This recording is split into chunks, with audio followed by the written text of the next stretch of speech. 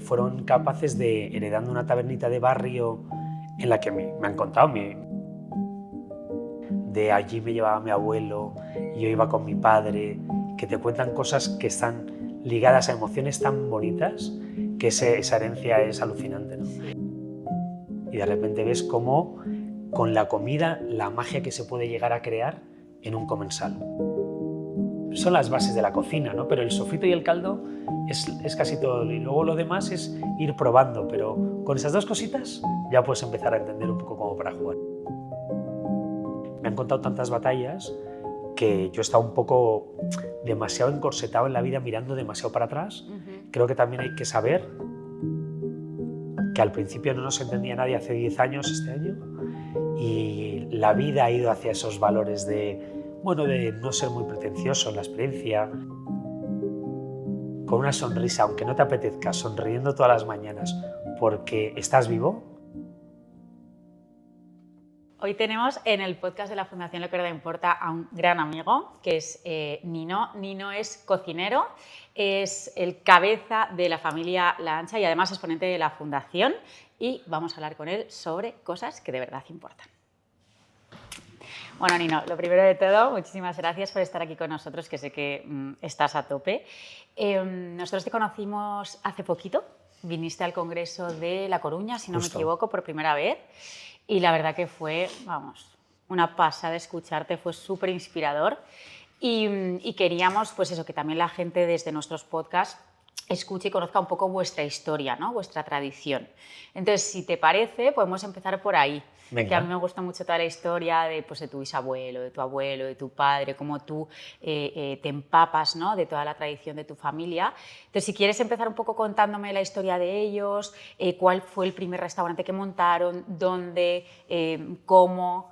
Cuéntanos. Pues a ver, bueno, encantado aquí, María, de estar con vosotros, qué placer, que ya os veía los podcasts y digo, qué bien estar ahí. Bueno, es una historia que se remonta hace 106 años ahora, en la que mi bisabuelo de Asturias, eran ganaderos, vaqueros de alzada, que eran con las vacas en las montañas, por vaqueros, una raza de tíos muy grandes, yo ya vengo un poquito a menos, pero... Y mi bisabuelo deja ahí las brañas y las vacas y la familia y viene a Madrid con chorizos y morcillas asturianas, licores de allí de Asturias y tal, y busca una tabernita para despachar y poquito más. Y ve un local en la calle Mayor, cerca de Bailén. No sabía nada porque venía de las montañas, se encuentra una tabernita larguísima y estrechísima. Y entonces la cogió con valentía y la llamó la taberna La Estrecha. Al año siguiente le llama a su mujer, a mi bisabuela, y le dice, mándame al mayor. Mi abuelo, Santiago, con 10 años, se coge un tren, va a la taberna a trabajar, imagínate, jornadas de 10 y muchas horas. Con 10 años, barría, fregaba, atendía, hacía todo. Y fueron los dos juntos creciendo esos primeros años. Y ya con el tiempo empezaron a venir hermanos pequeños de mi abuelo, primos, sus padres, y toda la familia al final acabó viniendo a Madrid.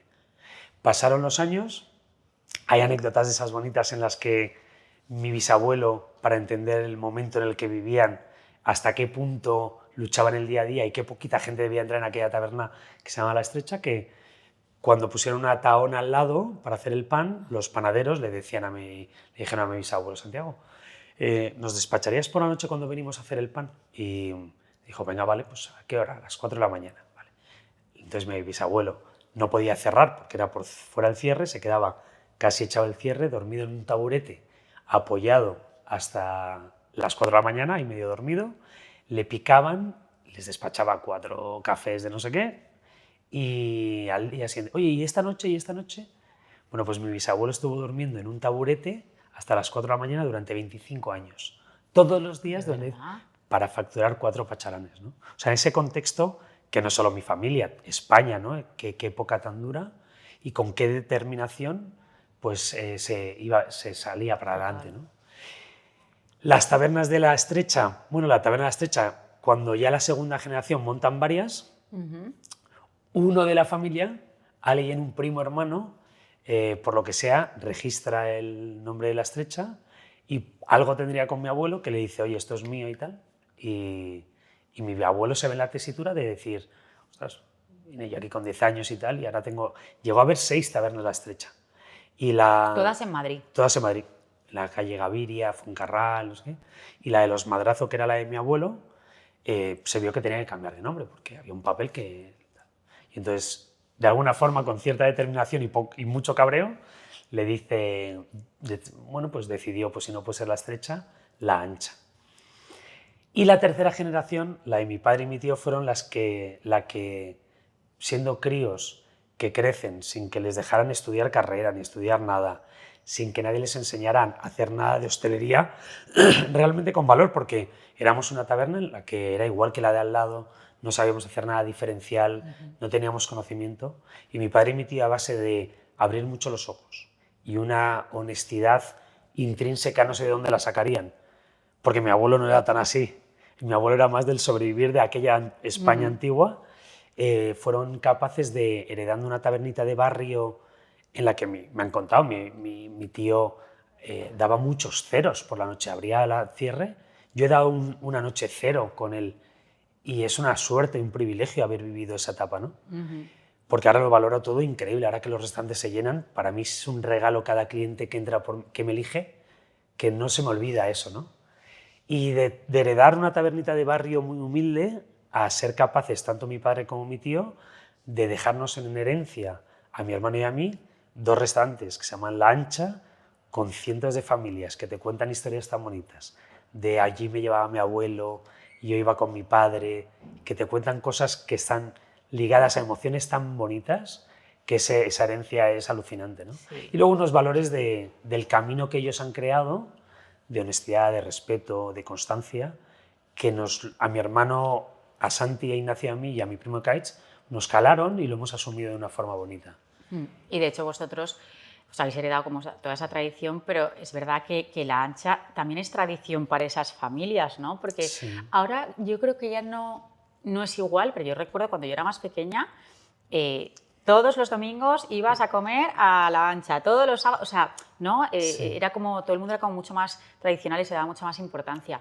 Te quería preguntar si tú, de aquellos años cuando eras más pequeño, con tu tío y con tu padre, ¿tienes algún recuerdo, alguna frase que ellos, no sé, soliesen decir a los clientes, algún gesto, alguna manía que ellos tuviesen que tienes en la cabeza o no?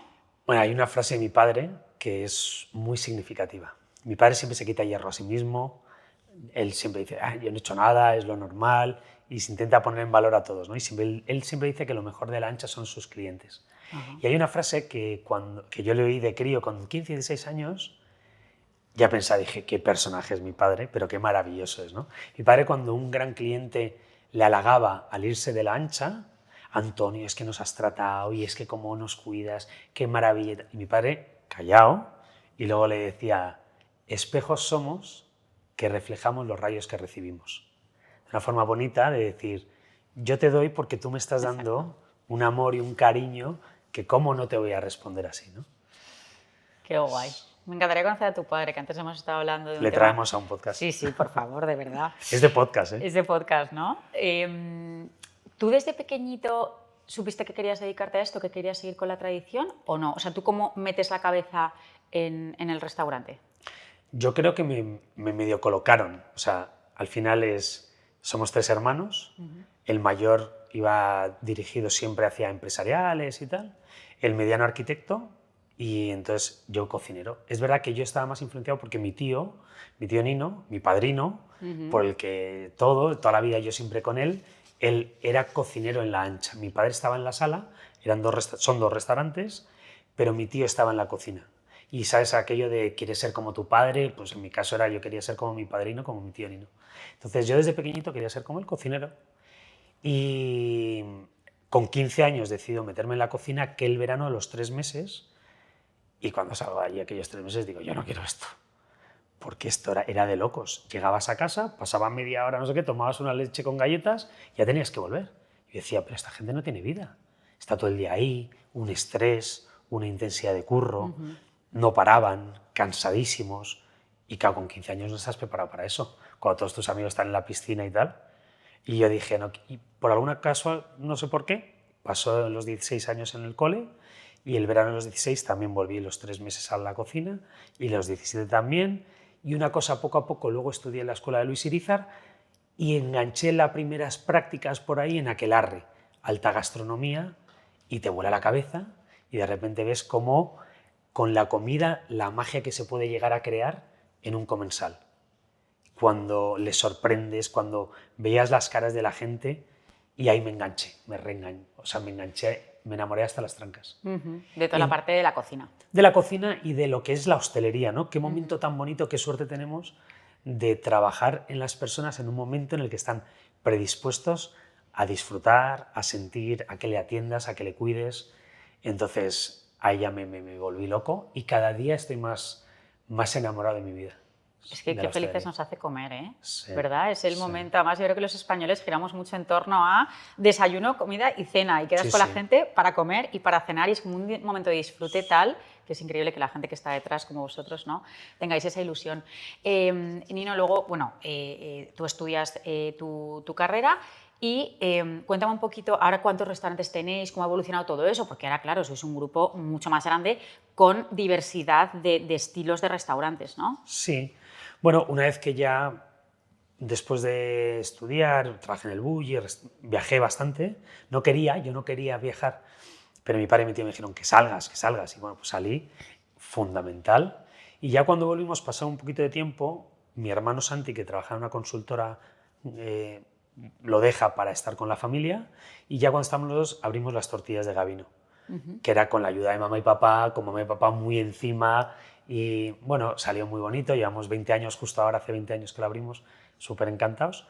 Y fuimos probando, pues yo creo que es la inquietud y el asombro, y cuando estás tan enamorado de lo bonito que es y la suerte que tienes de cuando piensas en un concepto gastronómico y decir, me encantaría que la gente viviera esta experiencia, que si la tortilla no sé qué o lo que sea en este contexto, y mandas, al final lo bonito de la hostelería es que mandas un mensaje simbológicamente en lo que quieres transmitir al mundo, y en ese espacio, con esa coherencia, con esa, todo lo que decides en un espacio hay un mensaje, ¿no? Entonces, claro, es tan fascinante que queríamos más y te vas enamorando de proponer hostelería. Entonces, la Gabinoteca, luego Fischmüller, y entonces al final ahora mismo tenemos pues Fischmüller, La Ancha, Molino de Pez, el Club Financiero Génova, la Taberna La Ancha, los Escalopes Armando. No sé, da igual, tenemos 10 locales o entre Madrid y Barcelona, y ahora el lunes que viene abrimos en Lisboa, Fischmüller. Entonces, sobre todo tenemos una empresa que mira hacia un crecimiento orgánico, pero lo que más estamos intentando poner empeño es en las personas, en que yo me crié aquellos primeros veranos con 15 años en la cocina y yo veía que la gente no tenía vida. Y me decían, es que no puedo tener vida porque soy cocinero, soy hostelero. Y a mí me fastidiaba, decía, qué pena, ¿no?, que estás trabajando en la hostelería con mi familia y de alguna forma somos responsables de que... Mi madre siempre decía, si tú estás bien, yo estoy bien, ¿no? Entonces, me gustaría pensar que las personas que trabajan en la familia La Ancha pongamos todo nuestro empeño en que tengan las bases para que puedan tener una vida bonita. Ahora toda la hostelería está yendo hacia esas 40 horas semanales, hacia una calidad de vida. Aquel pirateo que había antiguamente en la hostelería se está dejando de lado, se están haciendo las cosas cada vez mejor. Y ese es el camino importante que creo que tenemos que tener, ¿no? El de, oye, las personas que puedan tener una convivencia con su familia, que puedan tener tiempo para sus hobbies. Y bueno, en eso estamos, un camino muy largo que estamos arrancando. De hecho, te quería hacer una pregunta en relación con esto. Entiendo que cuando todo esto va creciendo tanto, me imagino, bueno, por lo poquito que te conozco, que eres una persona que estás muy encima. Ahora ya que el equipo es tan grande, ¿a ti te ha costado mucho delegar, salir por la puerta del restaurante X en el que cada momento estés más presente y de verdad consigues desconectar o no? Bueno, a mí me ha costado muchísimo. Me han obligado y me han enseñado a cómo hacerlo, porque yo solo no sabía. Hace 4 años tenemos la gran suerte de que alguien con mucho talento entra en la empresa para enseñarnos cómo se dirige y cómo se gestiona una empresa como la nuestra. Claro. Porque nosotros, que habíamos heredado muchas cosas muy bonitas de nuestros padres, en valores, en cosas, habíamos heredado una forma de gestión del restaurante o de la taberna muy unitaria, como si un patrón o el dueño está en un local. Estás al pendiente de todo y cuando decides crecer, porque tienes ilusión, no puedes seguir gestionándolo igual. Hay que cambiar y hay que hacerlo de una forma transversal, Bueno, con es una departamentos. estrategia, ¿no? Sí, y una empresa profesionalizada en ese tipo de... Pero nosotros, a veces cuesta tanto salir de lo que te han enseñado tus padres, que tuvimos la gran suerte de que alguien con mucho talento nos eligió para profesionalizar nuestra empresa y para dirigirla como se tiene que dirigir nuestra empresa, ¿no? Y ahí en ese momento es en el que tienes una estructura de personas que antes no, antes nosotros éramos los que íbamos apagando todos los fuegos, y ahora tienes que entender cómo te tienes que colocar para no intercedir en esa operativa, ¿no? Y te lo tienen que enseñar, porque al principio yo iba metiendo la pata todo el rato. Es que es complicado, ¿eh? Complicado. Y a la hora de colocarte fuera, de repente tienes tiempo para reflexionar y te das cuenta de cómo es tu empresa, cómo te gustaría ser, hacia dónde la quieres llevar, cosas que cuando estás todo el día pelando patatas o con la manguera apagando fuegos no puedes. Claro. Y ha sido un regalo, porque bueno. creo que ahora hacemos las cosas mejor que antes, da mejores números, la gente está más sana, yo estoy mejor, yo soy mejor versión de mí que antes, y creo que eso es lo mejor para llevar la empresa hacia un lugar bonito. Es que qué importantes son los equipos. ¿Qué pasó, Nino, con la Gabinoteca? Que yo iba mogollón, ¿Sí? Pero mogollón. O sea, era como nuestro sitio, sí, de superreferencia hace unos años. Pues pasaron muchas cosas. Pasaron que yo no supe gestionar bien los egos de mi socio, por ejemplo, de Jusi. Ahora con perspectiva te das cuenta de tantas cosas, de que lo importante a veces en la vida no es que tengas razón. La razón no es tan relevante en la vida. Yo sabía mucho más de hostelería y entonces me metía en su campo y le hacía de menos. Y probablemente muchas cosas tendría razón, ¿no? En la operativa de la hostelería. Pero ¿qué más daba? No eran tan trascendentales. Y cuando tú estás machacando el ego de otra persona y no estás respetando sus parcelas, es algo que para el negocio no es bueno, ¿no? Y yo creo que generó muchas fricciones entre nosotros que no fueron buenas para el negocio. Y luego pasa otra cosa, que es que al final tú vas creciendo como persona y te apetece proponer hostelería con lo que significa darle al mundo una forma de comer y de socializarse y de estar, que cuando tú vas creciendo y madurando, cuando eres joven y te apetece hacer cosas muy divertidas, que era súper divertido, ya no te apetece tanto, ¿no? Y a mí me apetecía más dedicar mi tiempo y mi atención a cocinar y a proponer desde gastronomía, desde sabor, desde un poquito más de madurez. Y entonces, bueno, cerramos muy duro, o sea, lagrimita, pero creo que es una suerte cerrar, porque o sea, a mí mis miedos se me hicieron mucho más miedos, mucho más gigantes, y me costó dar el paso siguiente. Y creo que al final te enfrentas porque sigues tu camino. Seguimos proponiendo hostelería, seguí para adelante, seguí creciendo, pero cuando te vienen los miedos de tal magnitud y ser capaz de ir para adelante te enriquece mucho. Te enriquece mucho. Total, y me encanta la reflexión también que has hecho de, oye, pues con el tiempo me di cuenta que a lo mejor esta parte, pues yo metí la pata en esto y a lo mejor... Y qué importante también lo de que no importa tener razón. Y eso es una cosa que hay que tenerlo muy presente en todos los ámbitos de la vida, pero incluso en tu pareja, ¿no? Yo que he sido siempre súper cabezota y hasta que Pablo no me dijese que sí, que tienes razón, yo no paraba. Y con la edad y la madurez te das cuenta que da igual. Y además nunca existe, bueno, normalmente entre dos personas una razón absoluta, ¿no? O sea, al final cada uno tiene su forma de verlo y me encanta también que lleves esa reflexión a la parte un poco más profesional. Yo te quería hacer una pregunta que creo que a mucha gente le puede venir muy bien. Siempre se dice que para cocinar bien lo que hay que hacer es hacerlo como con mucho amor, ¿no? Entonces, yo siempre me río y digo, a ver, eso es mentira, porque yo intento cocinar con mucho amor y cocino fatal. Tú, a la gente joven que quiere empezar a cocinar, que ahora está también como muy de moda, ¿no? A la gente que quiere aprender, si pudieras darles 2, 3 consejos para empezar a cocinar, ¿qué les dirías? Pero en plan de cocinero, sí. O sea, de técnica y tal. Sí.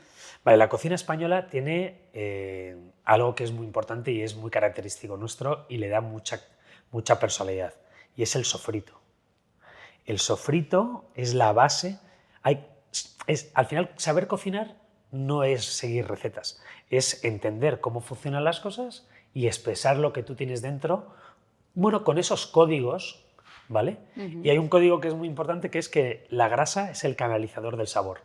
Si tú una buena grasa la enriqueces de una forma bonita, que es un sofrito, en el que a esa grasa le metes verduras y le das la temperatura, la fuerza, el tiempo adecuado, el continente para que se vayan dorando y toda la esencia de esa verdura de una forma generosa y muy bonita y muy romántica se la pasa a la grasa, luego esa grasa es la que impregna el sabor a un arroz, a un sofrito, a cualquier cosa, ¿no? Entonces, ese sofreír bien que te cambia el olor, que de repente dices, ¡buah, cómo huele ahora! Y coges un trocito de cebolla y dices, ¡buah, me la comería así! Ese momento mágico es el que hace de que algo esté más o menos rico a ¡wow! Y luego los caldos, hacer un buen caldo. Y para hacer un buen caldo tienes que poner, pues no demasiada agua y poco ingrediente, sino que haya bastante ingrediente. Y luego una de las cosas que hago yo siempre, bueno, partiendo de frío, y que una vez que ha cocido, dejarlo reposar a lo mejor un día para que se infusionen y tengan sean muy prolongados los sabores, ¿no? Que no desaparezca rápido, que el sabor sea persistente ahí, ¿no? Y esas infusiones ayudan. Eso, luego ese punto de cocinar los pescados, las carnes siempre a baja temperatura, despacito y tal, son las bases de la cocina, ¿no? Pero el sofrito y el caldo es casi todo. Y luego lo demás es ir probando, pero con esas dos cositas ya puedes empezar a entender un poco cómo para jugar. Y con amor. Y con amor, siempre con amor. ¿Has sacrificado mucha parte de tu vida personal para lograr sacar adelante a toda la familia Lancha? Porque tú tienes 5 niños. 4. 4 niños. Tienes a tu mujer maravillosa, que es que soy fan número 1. Pero claro, tenéis niños pequeños y al final entiendo que tu nivel, ¿no?, de trabajo y necesitas estar presente. ¿Has sacrificado mucho? ¿Cómo lo gestionas a día de hoy? Pues mira, todo depende, yo creo que con qué te compares. Creo que una de las grandes frustraciones de la vida occidental es que estamos comparándonos todo el rato. Y entonces las frustraciones vienen por ahí. Yo me comparo con mi padre, inevitablemente. Y mi padre, yo no conocí a mi padre hasta que murió el alcalde, el profesor del Tierno Galván. Hasta que murió, mi padre iba a comer todos los domingos a la Ancha, el alcalde. Y entonces mi padre no podía cerrar los domingos. Y hasta que falleció de mayor, y yo tenía 8 o 9 años, creo, más o menos, mi padre al día siguiente pudo empezar a cerrar los domingos en vez de los martes y estar con su familia. Yo no tengo recuerdo de mi padre hasta los 9 años. Entonces yo me comparo con mi padre y veo que he hecho un gran esfuerzo en mi vida laboral por mi familia. Yo lo siento así, ¿eh? Preguntas a Paloma, mi mujer, seguramente te dirá lo contrario. Pero sí creo que he tenido un equilibrio y he tenido foco en esforzarme por estar con mi familia. Sí creo que lo he hecho. Sí es verdad que he sacrificado. O me comparas con otra gente que a lo mejor ha tenido más tiempo, gracias a Dios, y ha podido estar más con su familia que yo. Y te dice... Pero mi sensación es que he hecho un esfuerzo en ambos lados, ¿eh?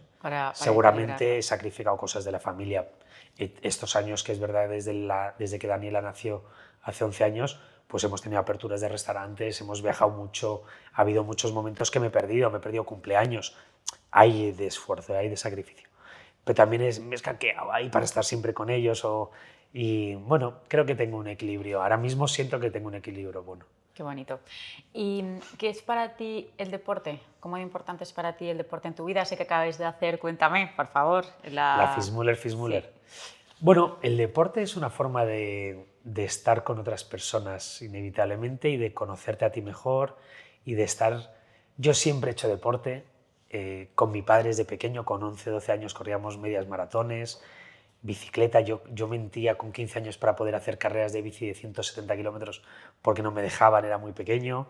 Entonces siempre hemos tenido esa sensación del esfuerzo bien entendido. Creo que el deporte te enseña a que si tú hoy haces un puerto de montaña o haces cosas más normales, subes unas escaleras, mañana o los subes más rápido o te cuesta menos si subes a la misma. Eso siempre es así. Es decir, el esfuerzo te da una recompensa bonita.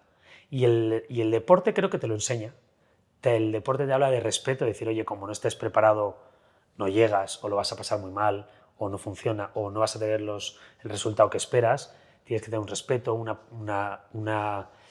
esfuerzo y te tienes que preparar por y para. Y luego creo que es una cosa social que te ayuda mucho el ciclismo, que hemos hecho esa Fitzmüller, que es de Madrid, de un Fitzmüller, desayunamos en un Fitzmüller y en bicicleta después de varios días llegamos a cenar a otro Fitzmüller. Este año hemos hecho Madrid-Lisboa, hemos ido 19 personas y a ratos uno se iba quedando y otro le empujaba y le llevaba, otros tiraban. Cada vez que uno pinchaba, el más manita se paraba rápidamente. Eso que te da el deporte te habla mucho de unas bases bonitas para vivir en el día a día. Entonces creo que el deporte te coloca bastante en un caminito bueno de que si te lo metes dentro y lo entiendes sin pensar demasiado y que lo que vas haciendo en el deporte te lo llevas al día a día, el camino es bonito. Y además que importante, ¿no? El valor ese que dices, el esfuerzo, que yo es una obsesión que tengo, por ejemplo, con mis hijos, ¿no? El inculcarles el esfuerzo, la constancia, porque ahora es todo como tan, pues lo que se habla siempre, ¿no? De tan inmediato, lo quiero ahora. No, tío, tienes que ser constante y esforzarte porque hay cosas que no se consiguen así y nunca las vas a conseguir así. Y también el camino, ¿no? Es lo bonito. ¿Qué significa para ti el nombre de Elia? El nombre de Elia. Elia es mi abuela, era mi abuela, la madre de mi padre. Mira, pues Elia siempre nos decía, déjate de deporte y tal, trabajando, dice, porque al final te lesiona, y siempre mi abuela nos decía, trabajando nunca te pasa nada y tal. Bueno, el otro día estuvimos en Fitzmüller, llegamos a Lisboa con mi padre, con 80 años mi padre hace, que nos regala también con este tipo de cosas. Mira, a mí me pasa con mi padre una cosa bonita y es que yo sé que las bases y el camino que ha llevado mi padre en la vida funciona. Otros caminos no lo sé. Creo que los padres tenemos que dejar a nuestros hijos caminos abiertos para que ellos vean si, oye, pues este camino de mi padre, a veces sí o a veces no, pero te da una información, porque nunca hemos vivido para saber si otros caminos, ¿no? Y yo sé que el de mi padre, el de, bueno, un esfuerzo bien entendido, una constancia, sobre todo el respeto en la vida. Mi padre se levantaba por las noches y me daba un masaje con alcohol de romero. Toma, hija, con 80 años, ¿no? O sea, la leche. O paraba en sitios, se ponía a hablar con la gente, es la leche. Y llegamos a Lisboa y le enseño que dentro del Hotel Mid, el Meliá, está Fitzmüller y está otro concepto en el hall que se llama Elia. Y entonces le dije, mira papá, la abuela ha llegado a Lisboa, ¿no? Y bueno, fue un momento muy bonito, muy bonito.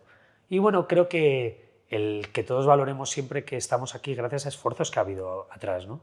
Y eso no te tiene que condicionar demasiado como para que... Porque a mí me pasa, ¿eh? Yo he nacido en una familia en la que me han contado tantas batallas que yo he estado un poco demasiado encorsetado en la vida, mirando demasiado para atrás.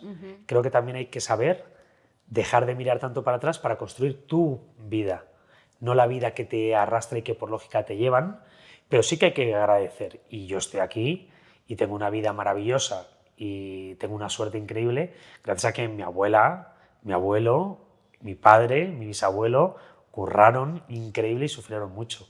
Y ese mirar para atrás y mi padre, bueno, pues yo creo que sus hijos que lo agradecían, ¿no? Y fue muy bonito. Qué guay. Ahora te voy a hacer algunas preguntas un poquito más rápidas, ¿vale? Vale. ¿Qué 3 valores dirías que definen a la familia La Ancha? Esa me la sé. Honestidad, respeto y constancia. ¿Hay algún plato, me imagino que sí, si me dices que no me muero, en alguno de tus restaurantes que no te guste? Joder, pues fíjate. ¿Sabes qué pasa? Que tengo esta de que no sé nada que... Mira, nunca no me solía gustar el wasabi. Y ahora ya con la edad me gusta. El picante tampoco, pero ahora me encanta. Entonces, en mis restaurantes no hay nada que no me guste. No, nada. Nada. Es difícil, es que ¿tú pondrías algo en tu restaurante que no te guste? No, por eso te lo preguntaba, porque me genera curiosidad. Digo, joder, yo si fuese cocinera, a lo mejor sí que hay algo... Yo soy más especialita para comer, hay bastantes cosas que no me gustan. Sí. Y a lo mejor sí las tendría que poner en la carta porque comprendo que a otras personas sí le gustan, ¿sabes? Yeah. A lo mejor tú también tienes desarrollado pues, otro... Algo. Claro. No, es que me encanta. Yo venía del colegio con Ignacio, con el arquitecto, y mi madre se me nos preguntaba, ¿qué tal habéis comido hoy? Y mi hermano decía, joder, qué malo estaba, porque y yo volvía diciendo, qué rico el filete con el juguito ese que quedaba, o los huevos rellenos, me he comido el de los de al lado. Entonces, me apasiona la comida y todo lo que tiene que ver con la comida. Y voy a los restaurantes y me emociono comer en un restaurante de alguien, ¿no? Qué maravilla. ¿Cuál es tu plato preferido? Pues creo que mi plato preferido para cocinar y para comer es la tortilla de patata. ¿Ah, sí? Entonces tengo la suerte de que me encanta cocinarlo y me encanta comerlo, sí. Qué guay. Y luego ya, para más, ¿Sí? la tortilla con unos callos por encima, eso ya es. Y creo que es el plato más importante de mi vida porque cuando yo vuelvo del bulli con toda la locura de creatividad, mi tío para comer el primer día me puso tortilla con callos. Y al hacer así dije, pero si tengo algo increíble en mi familia. Sí, sí, Pues, y definitivamente. entonces, gracias a ese plato, me reenamoro de mi familia y creo mi propio camino entre mis asombros y mis inquietudes de la gastronomía, la alta gastronomía y demás, con mi familia y ese caminito que he creado. Yo lo probé por primera vez, bueno, hace, te podría decir, 20 años o más, en La Ancha, que fui con el que era por entonces el suegro de mi hermana, de esto que obligado, o sea, tenías que comerlo porque te estaban invitando a comer y yo, ay, por favor, yo que como regulín, en plan, tortilla con callos. Mira, o sea, me quedé flipando. Sí. Qué delicia, o sea, qué maravilla. ¿Algún plato que creas que está sobrevalorado? Bueno, el caviar creo que está sobrevaloradísimo. Las angulas, el marisco, fíjate, en general creo que está un poquito sobrevalorado. Pero por lo que cuesta, ¿eh? Que rico está rico. O sea, una gamba roja de Denia, de aquellas, te emociona. Pero hay mucho de marisco y de que está tan caro que a mí unas lentejas riquísimas y tal. ¿Sabes lo que te digo? O sea, creo que hay cosas que te emocionan mucho, igual no tanto como un percebe increíble recién sacado, pero precio-placer, creo que hay otras cosas que tienen mejor ecuación. ¿Qué es para ti el éxito? Bueno, el éxito es entender que el éxito no tiene nada que ver con lo que consigues en la vida laboral. Creo que el éxito es todos los días pararte y entender que da igual lo que tengas, lo que vivas, la ilusión por lo que tengas depende de ti, de tu enfoque en la vida cada día. Creo que el éxito es que te levantes y que agradezcas lo que tienes, lo que eres, y que enfoques cada día desde un punto bonito de generosidad con los demás, de gratitud y de alegría. Es entender que eso es lo importante y que todo lo demás no es tan trascendente. Creo que ese es el éxito, ¿no? Creo que cuando eres capaz de soltar y con la edad y empiezas a que no pasa nada, a que nada es trascendente, a que no tienes que conseguir llegar a nada, ni tener nada, sino que cada día que has hecho hoy por alguien, has hecho hoy algo bonito, hoy eres un poquito mejor que ayer, esos pequeñitos detalles, creo que entender que eso es lo importante en la vida, es el éxito. Estoy totalmente de acuerdo contigo. Para la familia La Ancha es más importante, a ver, entiendo que es un compendio entre las dos cosas, pero si tuvieses que decir una, ¿el producto o el servicio / hospitalidad? Que yo creo que es algo que os caracteriza mucho. Más las personas, lo humano. O sea, yo creo que no hay nada más que te enganche más. Mira, el otro día ponía la etimología de servir, porque la hostelería nos dedicamos al sector servicios, a servir a los demás. Y entonces, después de un montón de palabras ahí como muy complicadas, aparecía que decía cuidar, abrazar, ¿sabes? O sea, servir a los demás, yo me dedico a un negocio que está dentro de un sector que significa abrazar a los demás, ¿sabes? Entonces, el abrazar hay de muchas formas. Mira, hay un momento que yo llamo el momento abrazo, que es vas a comer al club financiero y cuando ya ha habido una transacción económica, que ya en teoría, como si vas a comprar una camiseta a una tienda, cuando tú ya me pagas es como que normalmente ya no te interesas, porque ya ha habido esa transacción comercial, ¿no? Entonces, cuando tú ya has pagado y tal, de repente llega alguien y te da un puro de chocolate en una cajita. Ahora hemos hecho una cosa muy divertida con un QR en una galleta, pero te doy algo más. Y ese darte algo más cuando ya en teoría no quiero nada de ti es una forma de decirte gracias y de abrazarte. Y lo llamamos momento abrazo. Qué bueno. Entonces, creo que esos detalles y esa realmente que no solamente es negocio, como consecuencia tiene que haber negocio, sino que hay una voluntad de algo más bonito, eso es insuperable cuando realmente ocurre. Y cuando como cliente lo sientes. Y lo agradeces mogollón, mogollón. Quiero pensar que sí. Yo creo que de hecho estas cosas marcan la diferencia muchas veces en los restaurantes. Ahora mismo para ti, a lo mejor no hay uno, pero ¿cuál es tu bebé de todos los restaurantes que tenéis o en el que más centrado estás ahora mismo? Bueno, por operativa en el Club Financiero Génova, porque es un sitio gigantesco, es un reto que nunca habíamos, con 1000 cosas nuevas que no dominábamos, lo cual fue parte de por qué cogerlo, porque no teníamos ni idea de un ascensor, una azotea, eventos y demás. De tener un socio, que tenemos Azotea Grupo, que es una familia maravillosa y nos hemos acoplado, es otro ejercicio más que tienes que hacer. Y luego un sitio tan grande, en la operativa, llevo 2 años allí y le dedico mucho más tiempo del que esperábamos. Y entonces estoy muy enfocado ahí. Pero luego mi bebé es Fitzmüller. Mi bebé es Fitzmüller, que además ahora que tiene mucho recorrido, porque tiene unos valores que al principio no nos entendía nadie hace 10 años este año, y la vida ha ido hacia esos valores de no ser muy pretencioso en la experiencia, de colocar el ego del cocinerito un poquito atrás, de ser valiente y no poner lleno de plantitas para que el mensaje llegue, ese tipo de cosas que hace 10 años la gente te miraba diciendo ¿dónde estoy? Ahora calan más. Es verdad, es mágico ese sitio, ¿eh? Yo fui hace varios años y me pareció, la comida por supuesto una delicia, pero me encantó como la atmósfera, es verdad que se crea y es muy especial. Sí, es especial. Es especial. Vamos a terminar ya y te voy a preguntar lo que preguntamos siempre a todos nuestros invitados. A día de hoy, con toda tu experiencia personal, profesional, ¿qué es para ti lo que de verdad importa? Bueno, aparte de irnos luego a lo que de verdad importa en la vida, y lo que de verdad importa sois vosotros, que estáis haciendo una cosa que para mí fue un regalo cuando fuimos a La Coruña, por vosotros, por el equipo que hay detrás, porque lo que estáis haciendo me hubiera gustado haberlo vivido con 15, 16, 17 años.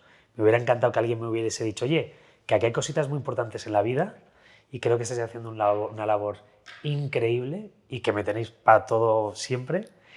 Creo que lo que de verdad importa en la vida es crear tu propio camino, que es una cosa que socialmente no están, de alguna forma parece que vamos todos como hacia un mismo sitio de una forma sin darnos cuenta. Creo que tenemos que coger las riendas de la vida, luchar contra tus miedos para ir por tu propio camino. Creo que llevar tu propio camino hay que ser muy valiente, porque sales de tu zona e ir hacia algo que no conoces, que no sabes hacia dónde te va a llevar. Creo que hemos venido a la vida a apretujar la vida, a estrujarla, y creo que hay que buscar cada uno tu propio camino de forma valiente, desde el amor y desde la generosidad. Creo que hay que ser, como dice Pablo Dors, el padre Pablo Dors, hemos venido a ser pan para los demás, ¿no? Uh-huh. Y creo que el desprenderte de esa necesidad de conseguir cosas y vivir siendo pan para los demás, con una sonrisa, aunque no te apetezca, sonriendo todas las mañanas porque estás vivo, y ese caminito tuyo que te lleve hacia arriba, y también por aquí dentro, creo que eso es lo que de verdad importa. Me encanta escucharte.